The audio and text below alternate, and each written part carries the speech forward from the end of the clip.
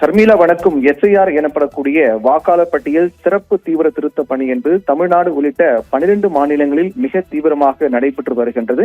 கடந்த 4ஆம் தேதி நடைபெற்ற இந்த பணி டிசம்பர் 4ஆம் தேதி வரை நடைபெறும் என்று அறிவிக்கப்பட்டு அதற்கான பணிகள் மிக தீவிரமாக மேற்கொள்ளப்பட்டு வருகின்றன.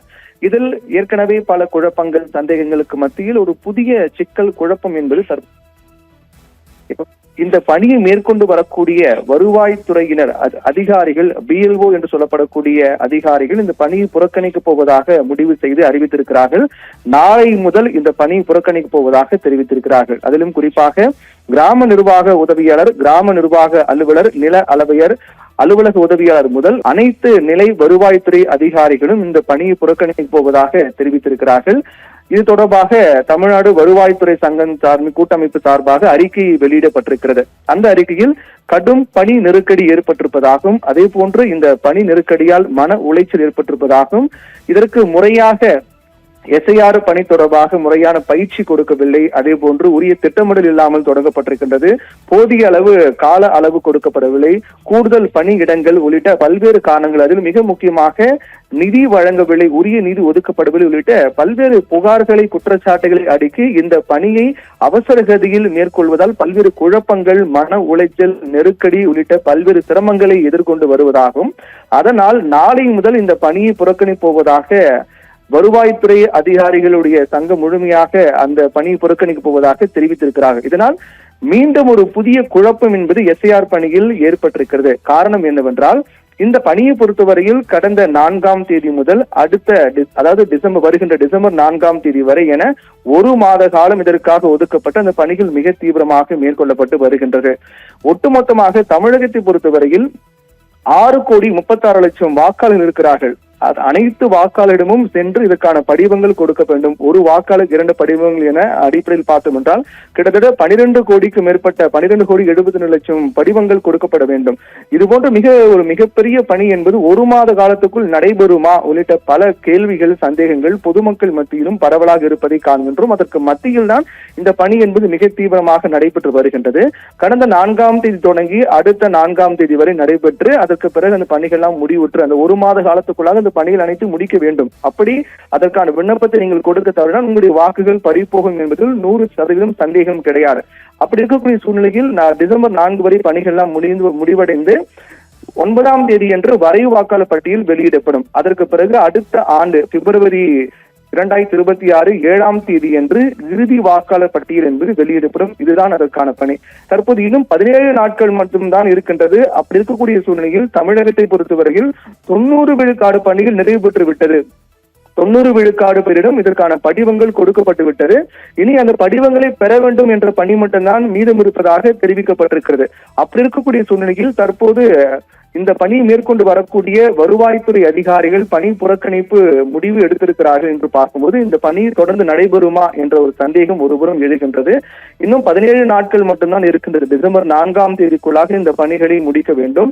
அதற்கு இன்னும் 17 நாட்கள் மட்டும்தான் இருக்கிறது. அந்த 17 நாட்களில் இந்த முழுமையாக இதை முடிக்க முடியுமா என்ற கேள்வி எழுகிறது. ஏனென்றால் இந்த படிவங்களை வாக்காளரிடம் கொடுப்பது மட்டுமே முடிந்து விடாது.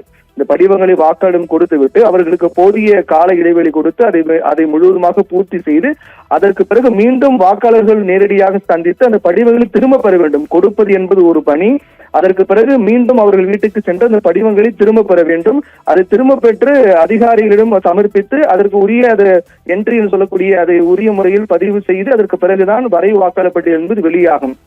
அப்படி இருக்கும்போது மிக தீவிரமாக 1 மாத காலம் என்பது இப்போது போதாத இருக்கக்கூடிய சூழ்நிலையில் அதற்கு சிக்கல் மேல் சிக்கலாக இது போன்ற நடவடிக்கை, அதாவது பணியாளர்களுடைய பணி புறக்கணிப்பு என்பது மேலும் சிக்கலை ஏற்படுத்தியிருப்பதாக தான் பார்க்கப்படுகிறது. இது ஒருபுறம் இருந்தாலும் கூட மற்றொரு சிக்கலாக ஏற்கனவே பார்க்கப்பட்டது என்னவென்றால், எஸ்ஐஆர் பணியினை அவசர கதியில் மேற்கொள்கிறார்கள். அதனால் தற்போது இது நடத்தக்கூடாது என்று ஏற்கனவே தமிழ்நாடு அரசின் தரப்பில் உச்சநீதிமன்றத்தில் மனு தாக்கல் செய்யப்பட்டு அந்த மனு ஏற்கனவே விசாரணைக்கு வந்தது. அப்போது தற்போதைய மழைக்காலம் தொடங்கி இருப்பதாலும் அதே போன்று மலை பகுதியான இடங்களில் செல்லும் போது உரிய அந்த இணையதள வசதி இல்லாமல் கடினமான ஒரு சூழல் காணப்படுகிறது. அதனால் 1 மாத காலத்துக்குள்ளாக அதை முடிக்க முடியாது, பல்வேறு சிக்கல் இருப்பதாகும். அதனால் இது தற்போது அவசரகதியில் மேற்கொள்ளக்கூடாது, அதுக்கு தடை விதிக்க வேண்டும் என்று தமிழ்நாடு உள்ளிட்ட பல மாநிலங்கள் தரப்பில் உச்சநீதிமன்றத்தில் வழக்கு தாக்கல் செய்யப்பட்டது. அந்த வழக்கை விசாரித்த உச்சநீதிமன்றம் இந்த அனைத்து மனுக்களுடைய நகல்களையும் தேர்தல் ஆணையத்துக்கு அனுப்ப வேண்டும் என்று உத்தரவிட்டு தேர்தல் ஆணையம் 2 வாரங்களுக்குள்ளாக பதிலளிக்க வேண்டும் என்று தெரிவித்திருக்கிறார்கள். அதே சமயத்தில் அதுவரை இந்த பணிகள் நடக்கலாம், எந்தவித தடையும் இல்லை என்று தெரிவித்திருக்கிறார்கள். இதில் மிக முக்கியமாக பார்க்கப்பட வேண்டியது 2 வாரங்களுக்குள்ளாக தேர்தல் ஆணையம் பதிலளிக்க வேண்டும் என்று தெரிவித்திருக்கிறார்கள். அப்படி பதிலளிக்கக்கூடிய பட்சத்தில் அதற்கு பிறகு நீதிமன்றம் என்ன நடவடிக்கை எடுக்கும் என்பதும் தற்போது வரையில் கேள்விக்குறியாக தான் இருக்கின்றது. மற்றொரு மிக முக்கியமான விஷயம் என்னவென்றால் தேர்தல் ஆணையத்தை பொறுத்தவரையில் உறுதியாக இருக்கிறார்கள், எக்காரணத்தை கொண்டும் இந்த பணி என்பது தடைபடாது, எப்படி இருந்தாலும் இந்த பணி முழுவதுமாக நடைபெற்று 1 மாதக்குள்ளாக அனைத்து வீடுகளுக்கும் வாக்காளரிடம் சென்று இந்த பணிகள் முழுமையாக நடைபெறும் என்று தேர்தல் ஆணையம் உறுதியாக இருக்கிறார்கள். ஆனால் அதற்குள்ளாக இந்த 1 மாத காலம் என்பது போதாது என்று சொல்லப்பட்டு வருகின்ற சூழ்நிலையில் அதிலும் இன்னும் சிக்கலை ஏற்படுத்தக்கூடிய வகையில் இந்த பணி புறக்கணிப்பு என்பது இன்னும் அதிக சிக்கலை ஏற்படுத்தியிருக்கிறது. இதனால் வருகின்ற நாட்களில் மக்கள் மத்தியில் குழப்பம் என்பது அதிகரித்து காணப்படுகிறது.